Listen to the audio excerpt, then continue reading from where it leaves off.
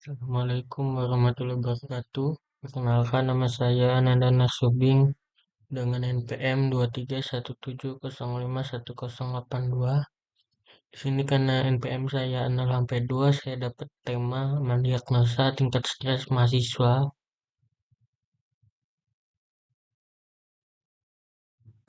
Dengan kita akan jelasin tema PIP install sedikit ini buat eh, yang nyediain implementasi sistem logika fuzinya. Ini nanti buat bangun sistem inferensi fuzi, terus controllernya juga, terus buat nganuin fuzifikasi sama defuzifikasinya. Terus import library ini NP itu buat komputasi numerik, terus SKFUZ itu buat sama aja kayak ini. Nah, terus ini buat import modul kontrolnya. Terus ini untuk visualisasi data. Kita lanjut. Untuk yang ini tuh buat definisi variabel input dan output, terus fungsi definisi fungsi keanggotaannya juga yang akan digunakan di sistem logika fuzzy-nya. Ini buat mengajari sistemnya itu bagaimana interpretasi data numerik, misalnya ringan, sedang, tinggi. Pertama ini definisi universe setiap variabel lah. Ini. Terus ini tuh definisi fungsi keanggotaan untuk tiap variabel. Kita lanjut. Ini tuh untuk visualisasi keanggotaan untuk membership function yang telah didefinisikan di variabel input ini. Kat ini.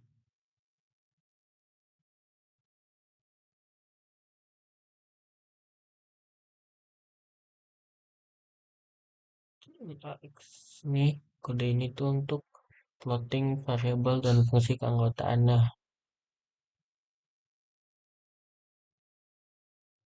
Terus yang ini tuh buat penyesuaian tampilan plotnya. Jadi ini kodenya buat bisa ngelihat kurva, nanti ada ringan, ada sedang, ada berat.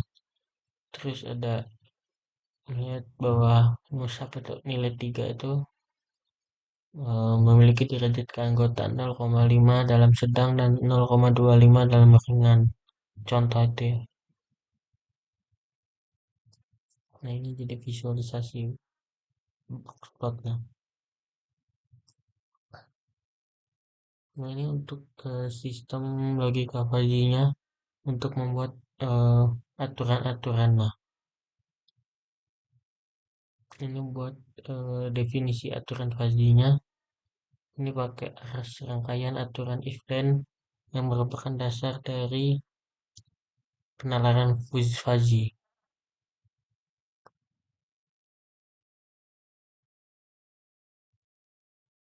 Ini contohnya rule 1 ini, jika beban akademik berat atau gejala fisik sering, maka tingkat stres tinggi. Ini menunjukkan bahwa salah satu dari dua kondisi yang parah sudah cukup untuk menyebabkan tingkat stres yang tinggi. Di contoh aturan kedua itu, jika beban akademik ringan dan interaksi sosial baik dan gejala fisik jarang, maka tingkat stres rendah. Nah ini buat bangun sistem kontrol lah. Jadi Dan setelah aturan ini didefinisiin, kita gabungin ke dalam sebuah sistem yang dapat menggunakannya. Itu ini.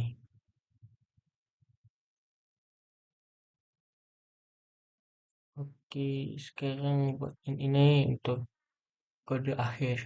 Ini sebagai antarmuka pengguna atau user interface untuk sistemnya.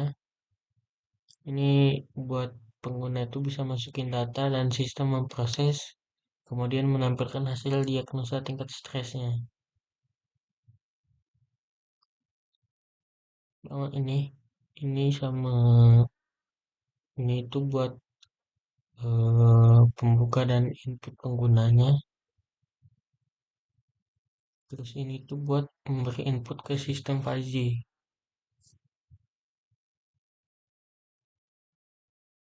Nah, ini buat em, sistem melakukan perhitungan fuzzy dan diversifikasi. Nah, ini buat eh, penampilan hasil dan saran. Itu adalah sistem pakar. Ini buat visualisasi, visualisasi boxnya gitu. Sini eh, error handler sederhana. Jadi kalau yang dimasukin itu bukan angka dari yang ditentuin, dia bakal muncul ini.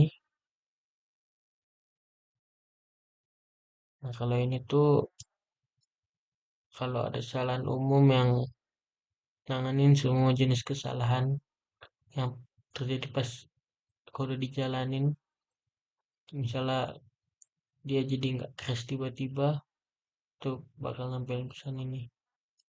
Kita coba aja.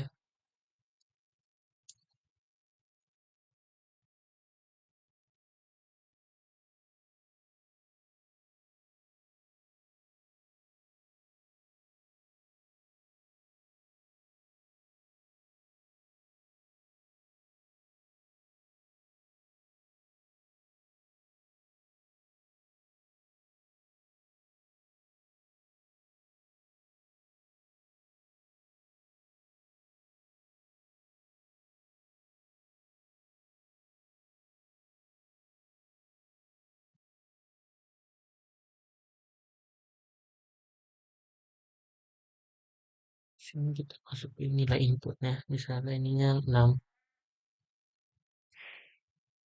Enter, misalnya ini 4.